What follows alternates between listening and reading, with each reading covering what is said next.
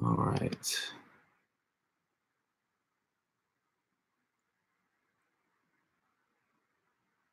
See if it works this time.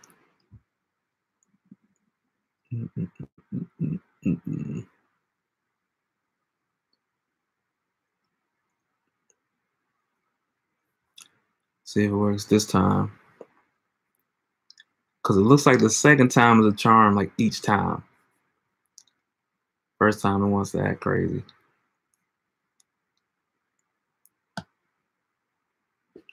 All right. Let it load up a little. Load up a little more, yeah. Yo, what up? There we go. All right, I'm starting to see you guys in there. All right, so yeah, like I said, I'm splitting them up into a few different videos. So I don't know who's seen what, but it's definitely spoiler talk. Spider-Man Into the Spider-Verse. Ryan McCarthy, greetings, happy holidays. Happy holidays, man. But yeah, I just wanted to split up so we can get into the spoilery talks. So let me know in the comments, guys. Or let me know in the chat. You guys seen the film yet? Happy holidays, Jasmine. Let's see. They kept Doc Ock a secret. Yeah, they kind of did. Not for long, but for a little bit they did. Let's see. But yeah, let me know in the chat if you guys seen it yet. But I gotta say, just and not even to do like a rating system or anything like that, or a score for the films like in order or anything like that. And this is totally, once again, spoiler. This is all spoiler talk, so it's gonna be spoiled if you ain't seen it. So just letting you know. But not to do like a rating system or anything for the film. But out of these three, I saw Aquaman Friday, Spider-Man Into the Spider-Verse I saw today, and also Bumblebee today. But out of the three, Aquaman was definitely my favorite. I did like Aquaman more than Spider-Man Into the Spider-Verse. And I guess I'll kind of get into why. I don't see why not. But I feel like one of the things, and just hopping into Spider-Man Into Spider-Verse, I feel like it's kind of the tone of even the three, because I feel like it has both Bumblebee and Spider-Man have like that younger teenage kind of tone to it, which is not a bad thing. It's something that was done better into the Spider-Man film versus how it was done in the Bumblebee film. But I feel like because Aquaman was a little bit more grown. It's one of the reasons I liked it more, tone wise. Let's see what you guys saying. Oh yeah, that's definitely gonna have its own video. Definitely doing the Aquaman next.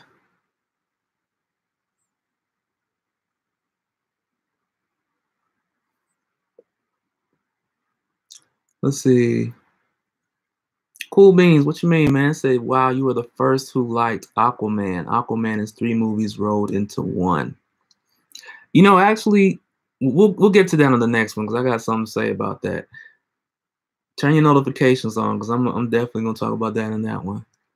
But we're talking about Spider-Man in this one, so let's get to that.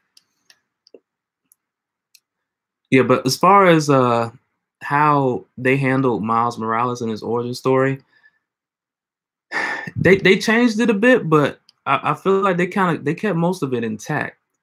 They kept most of it intact and just gave it a new delivery, I guess, kind of for the film or whatever. And I guess they wanted his uncle to die in a different way. But I guess it kind of took anybody kind of getting anything mistaken for it being Miles's fault or anything like that. But I don't mind the changes that they did in it. The sequel is going to be in the future and focus on time travel. Well, that kind of digs into the post-credit scene.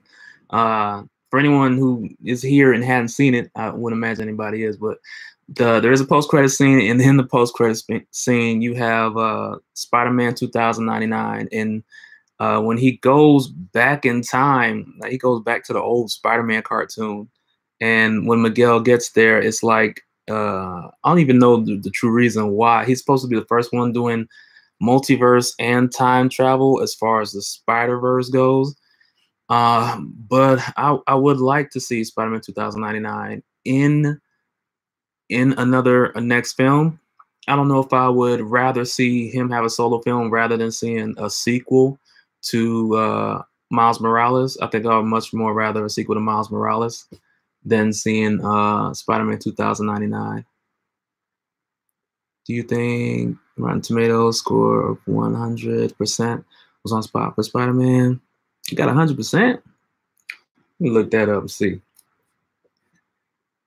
Let's see.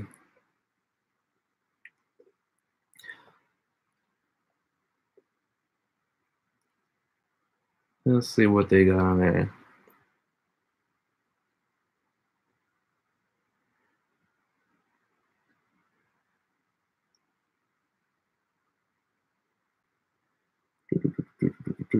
It's pulling up.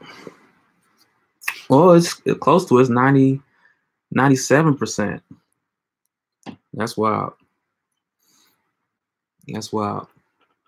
I mean, it's tough to say.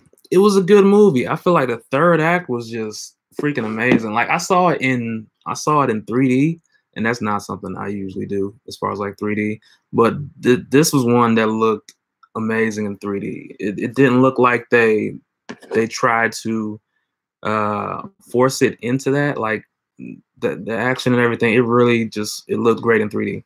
But yeah, like I said, it's not one that I was just ecstatic about, but I liked it. I liked it a lot. I liked it a lot more than Bumblebee. I'll say that. But yeah. If I feel like it deserved that rating, I feel like it definitely deserved a good rating. If I had to give it out of 100, I'd probably give it like a 90, like a 92 or something like that. High 80 something or 92, somewhere around there. But yeah, it's definitely something I recommend to go see. Let's see. Yeah, the soundtrack is dope too.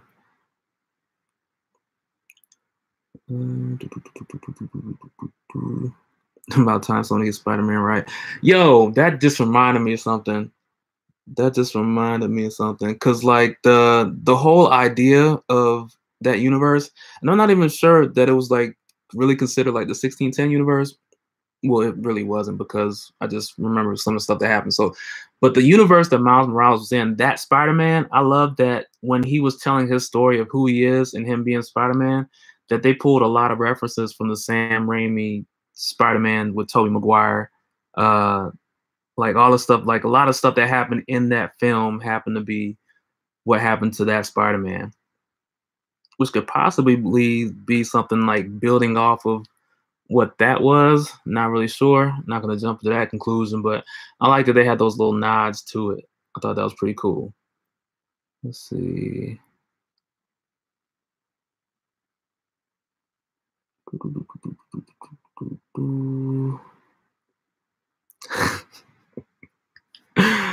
That's funny. Okay. But anyway, I ain't gonna say that out loud. But anyway, let me see what else was it from the film that was pretty cool. Yeah, as far as his origin and everything. One thing I thought was gonna get corny was like just the relationship between him and his father. But I thought it was pretty cool how they worked that out, and it was pretty cool, pretty cute. But the other Spider-Man, the Spider-Man the War, Spider-Gwen, I really like those characters. And seeing them in the film and seeing Miles Morales, like I want more. It just left me wanting more, like straight up. Yeah, 38-year-old Spider-Man having midlife crisis. Yeah, he was going through it. He gained weight and everything. But yeah, It was crazy. The Spider-Man that was 28, I believe he was like 10 years younger, 10 or 12 years younger. I don't remember exactly. But it's crazy. Like Kingpin, like straight killed dude, like with the with that hit, pretty much the same hit that he gave Miles at the end. But Miles took it like a G. He took it like a G and he got back up. Guess the old Spider-Man was Mr. Glass. I don't know. Yeah. Dude, I said it was spoilers already, man. So it's spoilers. We getting into it. Yeah, so it's like it just I guess Miles was just tougher than the Spider-Man of that universe. But I feel like the other Spider-Man that came through, the older one, I feel like he was a better. I feel like in some ways, even though he had those experiences, I feel like in some ways he was a better Spider-Man than the original one that came before Miles. I just kind of had that feeling. Yeah, but it was pretty crazy though. Mm,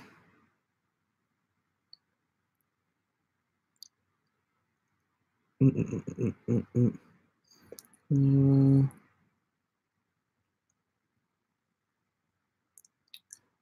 Yeah, it was pretty crazy.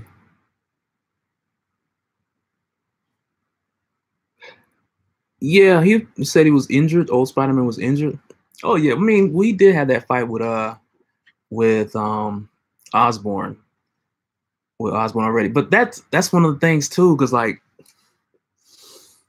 and I don't know if it's because of the Daredevil series, you know what I'm saying, and Sony kind of pulling from that to make Kingpin the lead villain of this film, because I kind of feel like Norman Osborn would have been a better fit for somebody doing what he was doing or whatever, but they made it Kingpin for whatever reason. But that is a good point though. He did have that fight with Norman Osborn.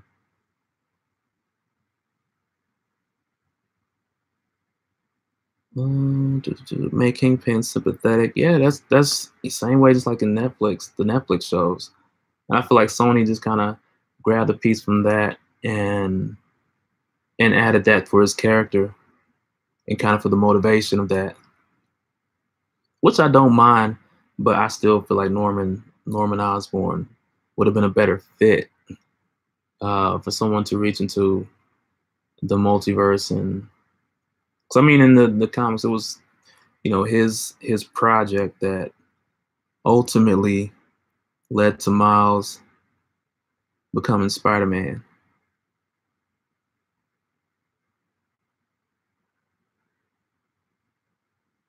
Yeah, yeah, but it did. I will say that film did leave me wanting to see a lot more Spider-Verse films, more of those same characters in extra films, and for it to continue the narrative of that multiverse. Thanks. Yeah, there's a narrative where Gwen did get a symbiote in the comics. Speaking of Gwen Stacy, man, when they towards the end, and once again, spoilers for anyone who's jumping in brand new. Spoilers, spoilers, spoilers. So towards the end, the third act, when they were all in there trying to, stop Kingpin or whatever, when Gwen was falling, like that was totally a shout out to the comics, the older Tobey Maguire films, the Andrew Garfield film. It was a nod to all of that, and I thought that was pretty crazy because I was like, yo, if she die right here, right now, it's like that ain't supposed to happen. Not with Miles. Not with Miles. But it did make me think of Spider-Man 2. Or was that Amazing Spider-Man 2? And how it went down like in the let's see, personal best film of the year. Okay. Like this year though, like I mean that's your opinion, that's cool, but yo, Infinity War came out this year, Black Panther came out this year. It was some heavy hitters this year, man. Yeah.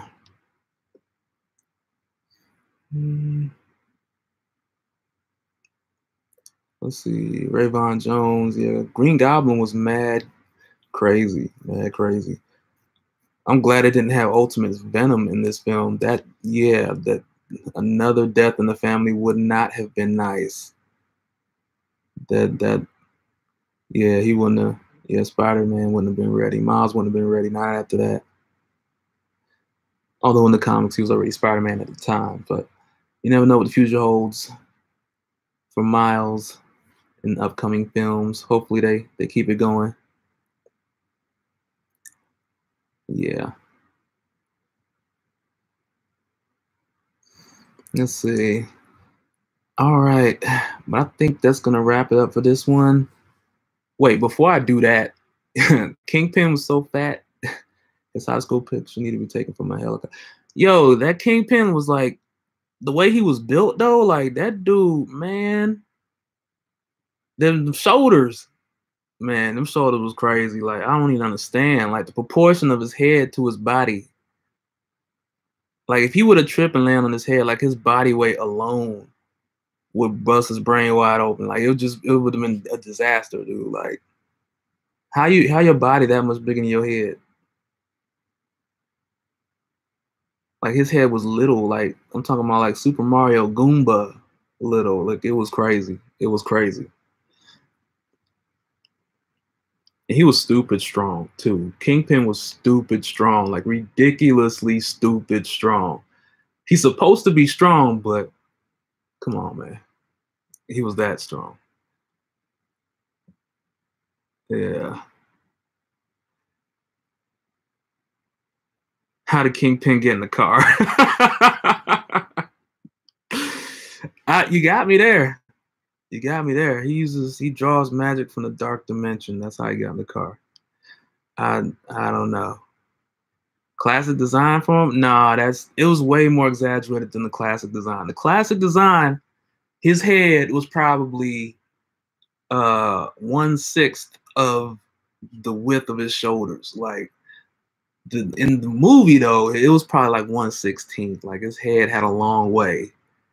A long way. Like it would probably take 2 seconds for him to say something and that sound get from his mouth to his hand. Like it was a long way from his neck to his shoulder. Yeah, his arms weren't that long. Yeah. Kind of like a T-Rex and a Triceratops put together. Yeah. Yeah, but that's gonna do it for this one, guys. I'm gonna wrap this one up. I'm gonna do Aquaman, talk about some Aquaman in just a little bit. But yeah, Spider-Man Into the Spider-Verse. I definitely enjoyed that a lot more than Bumblebee. Good film. I liked how much it stayed true to the comics as well too. It did change quite a bit, but it kept it close along the lines of his origin, changing some of the narrative with his uncle, some of the narrative with Spider-Man as well. Even though Spider-Man's still but the big one, like in the comics or whatnot. But yeah, I feel like it was close enough to the narrative to still tell a good new take on that story. But that'll do it for this one, guys. Let me know your thoughts once again in the comments. And like for the first hour or so, I'm gonna be hopping in between the 3 videos and hitting you back in the comments as well as the chats during the videos. But that will do it for this one. See you guys on the next one. Later.